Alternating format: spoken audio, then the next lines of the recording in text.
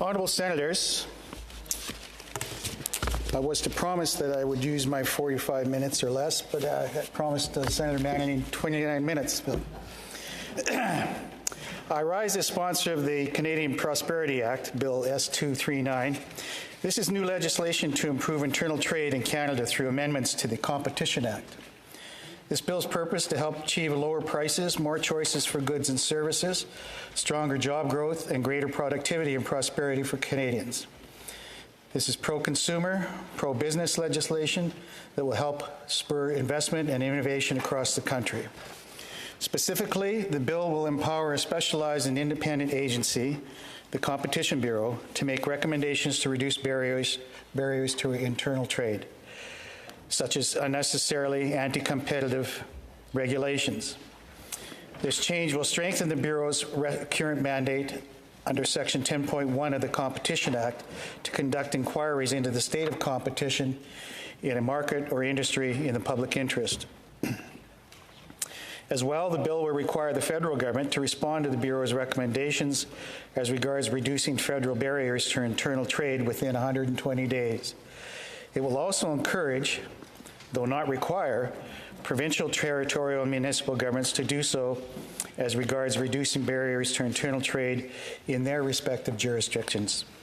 This approach respects federalism while helping build a more competitive and cohesive Canadian economy. These last two measures answer requests the Bureau made in 2023. I'll speak today on 5 subjects. First, the inspiration and context for this bill.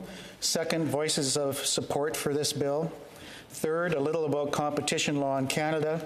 Fourth, the bill's details. And finally, 2 examples of how this bill can help improve internal trade. First, the inspiration. During the pandemic, I was honored to contribute to the work of the Senate Prosperity Action Group. This was a working group of 12 senators from across the chamber, led by Senator Harder. Our aim was to develop public policy ideas towards Canadians' future prosperity. Over 70 distinguished leaders and experts were interviewed and informed our study.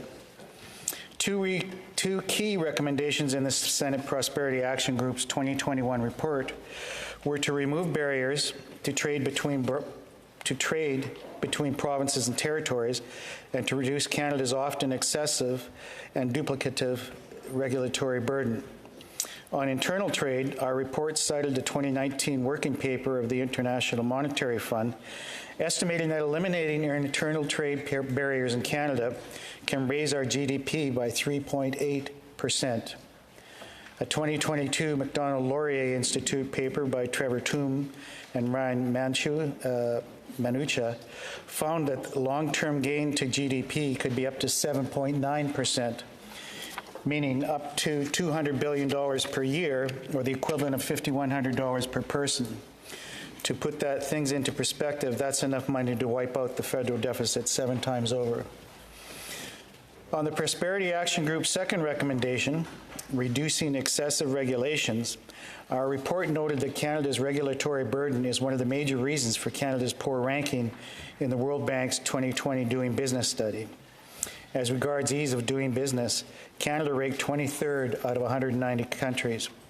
The Competition Commissioner, Matthew Boswell, has noted that Australia achieved 2.5% growth over a decade by applying a competition lens to regulated sectors across the economy.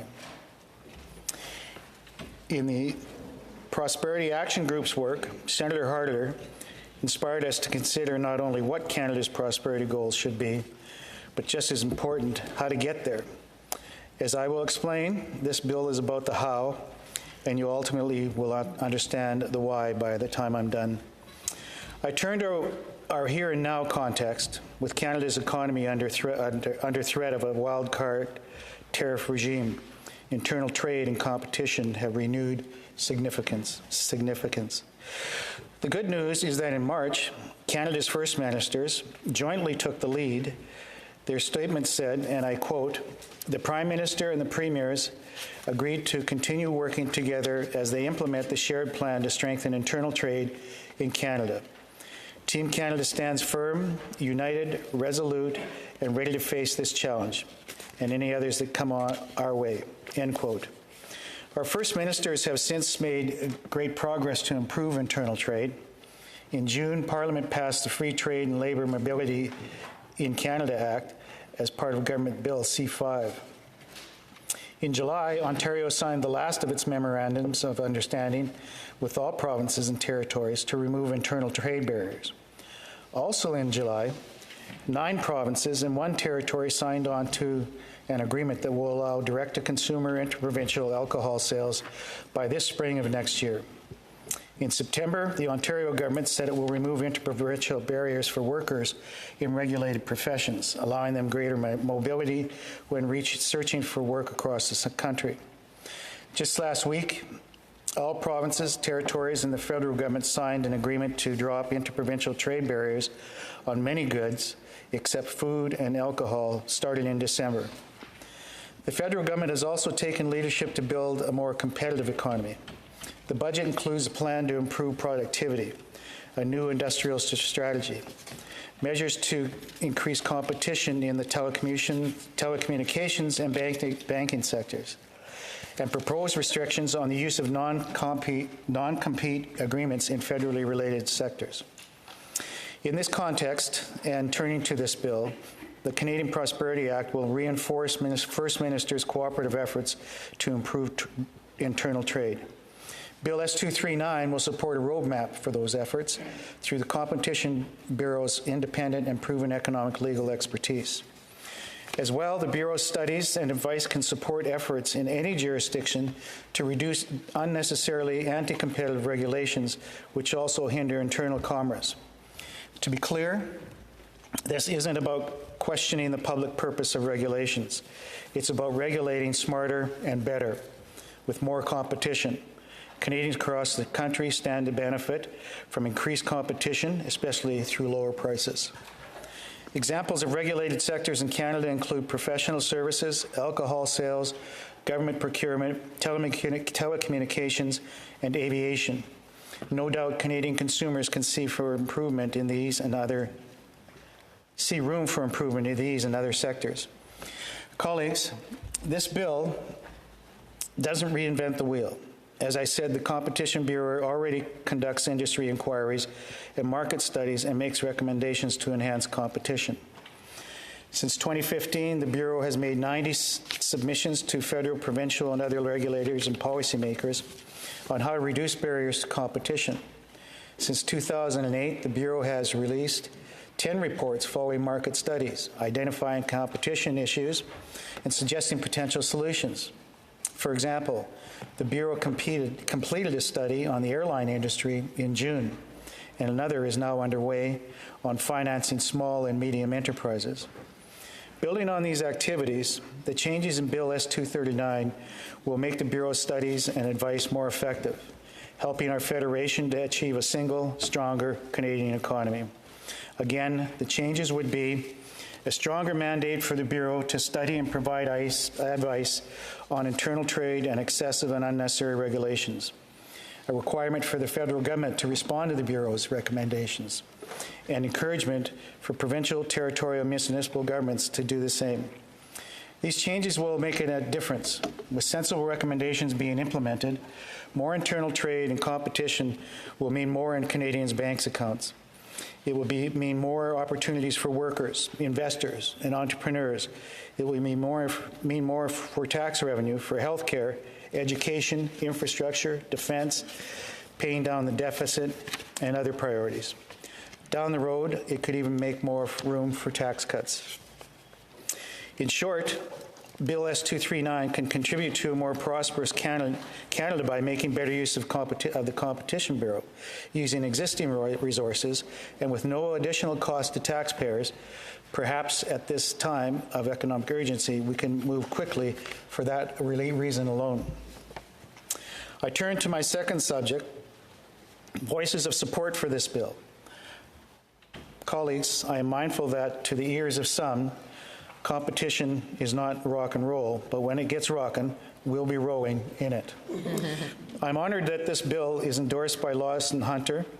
He served as Commissioner of the Competition Bureau from 1981 to 1985. Known as the Dean of Canadian Competition Bar, Mr. Hunter played an instrumental role in drafting the Competition Act and is a recipient of the Order of Canada. In supporting this bill, Mr. Hunter tells us, and I quote, "As the global trading system becomes more protectionist, it will be critical that domestic competition remains or becomes vigorously competitive. The Competition Bureau should play a larger, more visible role in ensuring that the governments and the private sector do not artificially restrict competition," end quote. I'm also honored that this bill is endorsed by Sheridan Scott, who served as a Commissioner of Competition from 2004 to 2009. Ms. Scott tells us, and I quote, "This bill will provide the Competition Bureau with important new tools for encouraging competition for the benefit of Canadian consumers and businesses. Removing unnecessary impediments to a robust Canadian economy is essential at this critical time," end quote. Ryan Manucha, who I referred to earlier, is an internal trade expert with the C.D. Howe Institute. He says, and I quote, "Explicitly tying competition policy with internal trade reform aligns Canada with international best practices seen in Australia and the EU. With deep expertise in tackling anti-competitive conduct and promoting market openness, the Competition Bureau is well positioned to play a key role," end quote. Kelvin Bester is Executive Director of the Canadian Anti-Monopoly Project. He says, and I quote, "Stronger internal trade and stronger competition policy are critical tools in tackling the oligopolies that raise the cost of living and drag down the productivity of Canadians. Bringing these tools together will be key as Canada seeks to diversify our trading relationships," end quote. Vas Bednar is Managing Director of the Canadian Shield Institute. She is also the author of a 2024 book entitled The Big Fix: How Companies Capture Markets and Harm Canadians. She says, and I quote, "There is a substantial role that the federal and provincial governments can play to improve competition in Canada. Working more effectively across the Federation and a whole-of-Canada approach, one that sees competition work as a vital element of industrial strategy, can help ensure that markets are free and fair, more often benefiting consumers. Committing to reducing internal trade barriers is just beginning of this work," end quote. Thank you again to Senator Harder for his support for this bill and his leadership of the Senate Prosperity Action Group and this bill's inspiration. I'm grateful that Senator Harder has said of this bill, and I quote, "In our 2021 report, the Prosperity Action Group urged governments at all levels to work together to unlock the full potential of Canada's internal market. The Canadian Prosperity Act answers that call by promoting cooperation and accountability across jurisdictions. Reducing interprovincial trade barriers will not only strengthen our economy, it will create opportunity and prosperity for Canadians in every region," end quote. Thank you also to Jeff Brown, a retired competition lawyer, for his important contributions to this legislation, to his field, and to Canadian prosperity. To close this portion of my speech, the current Commissioner of Competition, Matthew Boswell, spoke positively about the goals of this bill at Canada's Competition Summit 2020-25 on October 1. He said, and I quote, "We need to break down internal trade barriers. These are, at their core, barriers to competition. Canada's fragmented regulatory environment creates unnecessary obstacles for businesses and workers. We cannot build a dynamic economy if businesses are forced to navigate 13 different regulatory regimes in one country. Swift action to slash these barriers and harmonize regulations across Canada will unlock significant economic potential and create a more dynamic marketplace, one that encourages entry and growth across our internal borders." He continued, and I quote, "We need to foster a regulatory environment that promotes competition. All levels of government in Canada, federal, provincial, territorial, and municipal, must work together towards removing barriers that limit smaller players' ability to compete in our economy. Smart regulation should encourage innovation and entrepreneurship, not entrench the dominant players," end quote. I turn to my third topic, a little about competition law, which will not be familiar to everyone. In economic history, competition law is a pivotal chapter called antitrust law in the U.S., or sometimes anti-monopoly law. Competition law is a legal restraint or on capitalism that protects consumers and free enterprises. Essentially, competition is a public good in our social contract, ensuring that the benefits of capitalism flow to society. These include lower prices, more choices, and better products, as well as business, investment, and employment opportunities. Competitive economies are innovative and prosperous. The best businesses raise the bar for the others. That's the reason why we protect competition in Canadian law. For example, competition laws prevent, deter, and even punish dominant players, cartels, and other actors from engaging in many unfair business practices. These include price fixing and other forms of collusion, deceptive marketing, and buying up competitors to form monopolies and raise prices. Competition law also has soft levers, such as the Competition Bureau's independent advisory function, that this bill strengthens. This area of competition law falls within federal jurisdiction through the trade and commerce power in Section 91(2) of the Constitution Act, 1867. As to the origins of the competition law, in the late 19th century, concentration of industrial ownership in the U.S. by the so-called robber barons was a major problem. John D. Rockefeller controlled oil, Andrew Carnegie controlled steel, Cornelius Vanderbilt controlled railroads and steamships, Jay Gould controlled the telegraph. This Gilded Age was characterized by political corruption, lobbying run amok, exploitation of workers, control of information, and manipulation of stocks. With free markets and democracy in peril, something had to be done.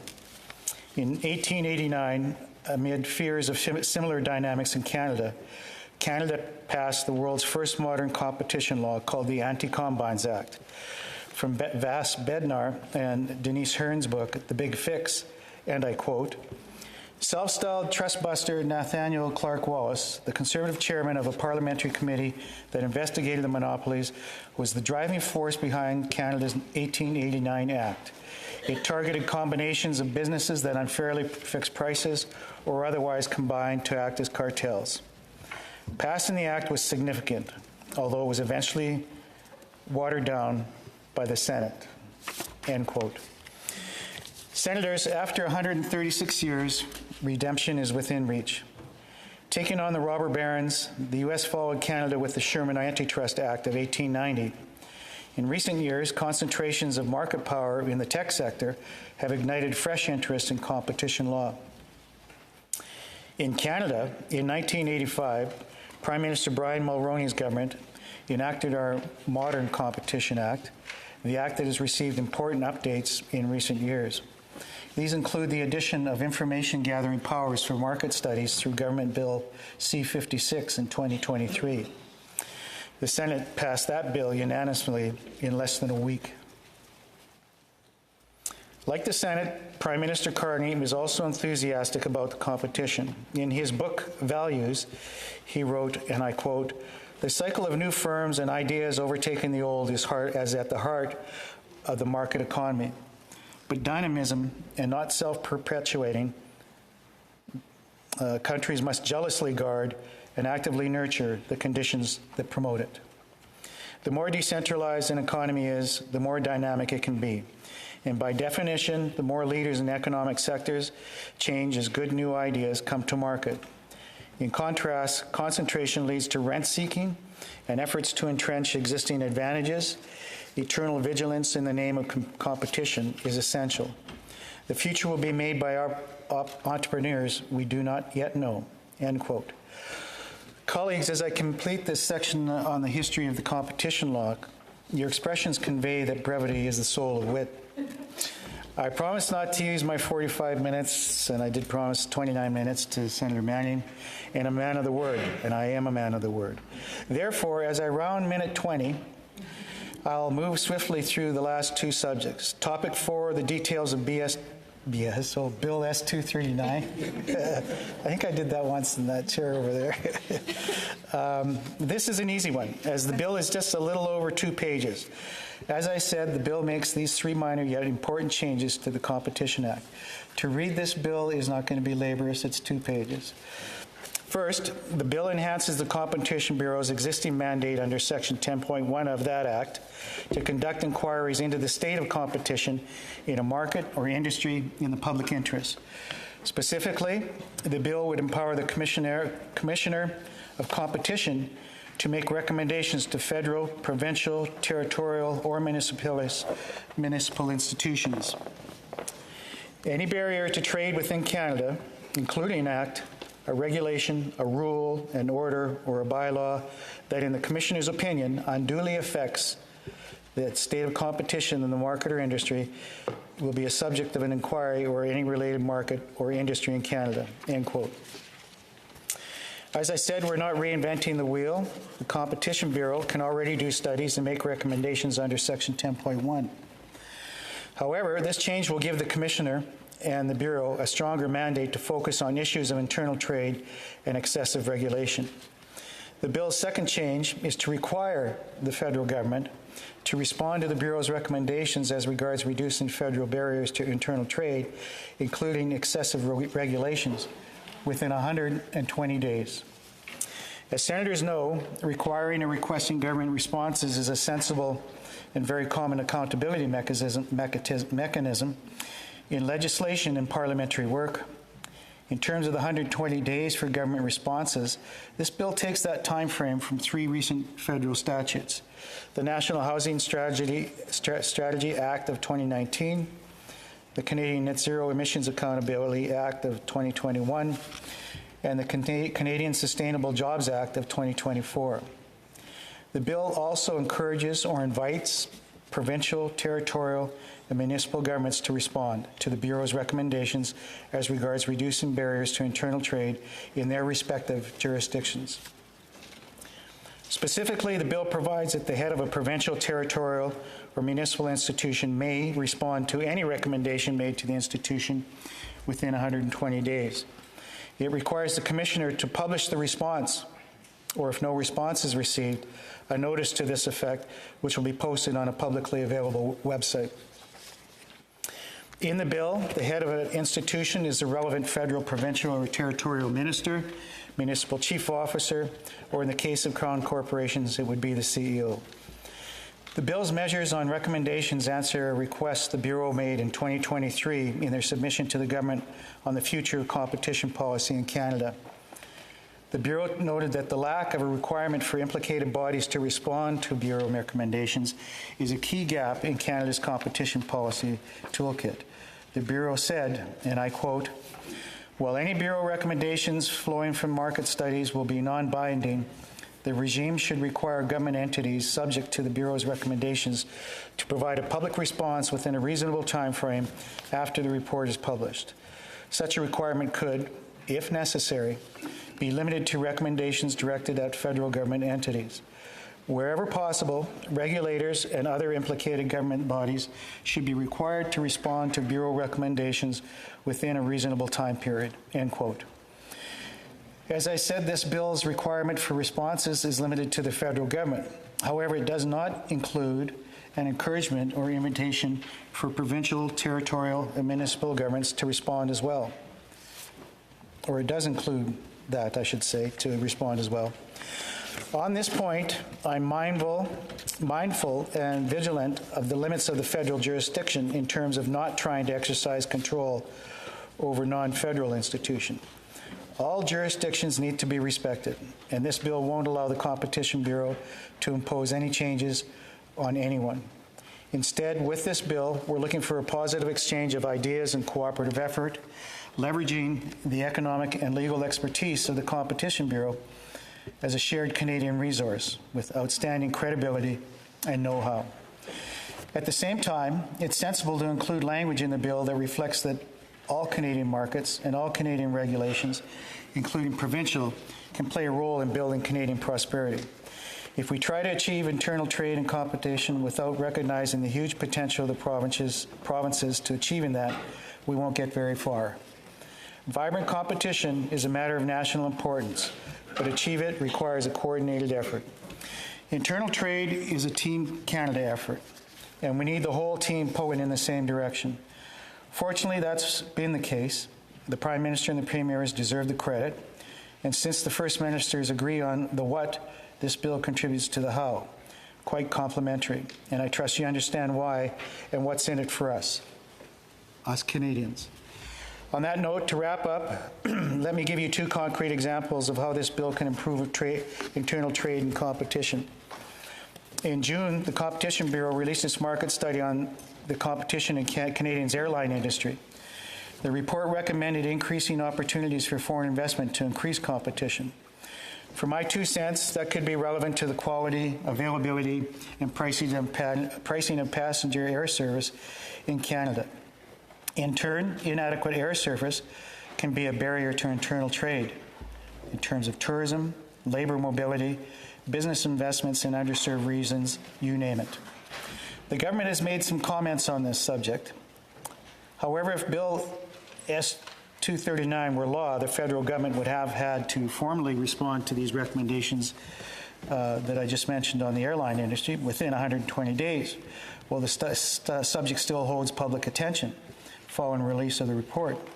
As of today, 159 days have passed without a formal response and with no requirement to provide one. Of course, the passage of time cools public and media interest in such reports. It also perhaps allows incumbent lobbying to occur that may be out of step with increasing competition and lowering prices. Requiring a timely response would therefore be better, and it might also prompt policy changes. That's an example at the federal level. An example at the provincial level, Canada has notorious interprovincial barriers to alcohol sales. I mentioned that our premiers are making progress. In July, 9 provinces and 1 territory signed on to an agreement that will direct consumer alcohol sales by next spring. But colleagues, what about retail? Where's the BC wine in the LCBO? The National Post on October 6, John Ivison wrote, and I quote, "Even if direct-to-consumer does take off next year, it doesn't solve the bigger problem of accessing wines from the other provinces and liquor stores. The U.S. has had interstate direct-to-consumer for years, and it accounts for just 8% of sales. A real reduction of interprovincial trade barriers would see provincial liquor stores creating Canadian aisles with the prominent display of wine from other provinces," end quote. Mr. Ivinson points out that Canada is one of the only countries in the world that doesn't allow wine distribution to different regions. It costs a BC winemaker less in duties to ship a bottle of Pinot Noir to South Korea or Italy than to Ontario, Quebec, or the Atlantic Canada. In fact, to get BC wine into Ontario's LCBO or Quebec's SAQ, a BC winemaker is obliged to pay markups of 71% and 130% respectively. On November 10th, last page, a report from the Canadian Federation of Independent Business stated, and I quote, "Broader, deeply entrenched barriers continue to stifle growth, innovation, and competition in Canada's domestic alcohol industry," end quote. If Bill S-239, or when, we'll go with, becomes law, and if the Competition Bureau makes recommendations to address such barriers to internal trade, provincial governments would be encouraged and invited to respond, perhaps with some public expectation of engagement, considering the potential benefits to consumers, their constituents. In conclusion, the Canadian Prosperity Act is a bill that doesn't cost anything, with the potential help to lower prices for Canadians and boost our country's GDP. What are we waiting for? Let's support our First Minister's leadership and create our own prosperity. For my part, and with our Federation, federal, provincial, territorial, and Indigenous partners pulling together to face current challenges, I've never been prouder to be Canadian. That's why I'm putting this bill forward hopefully as a small contribution to our country's economic effort. I ask you to please support it. Thank you, merci, and haikita tamahin.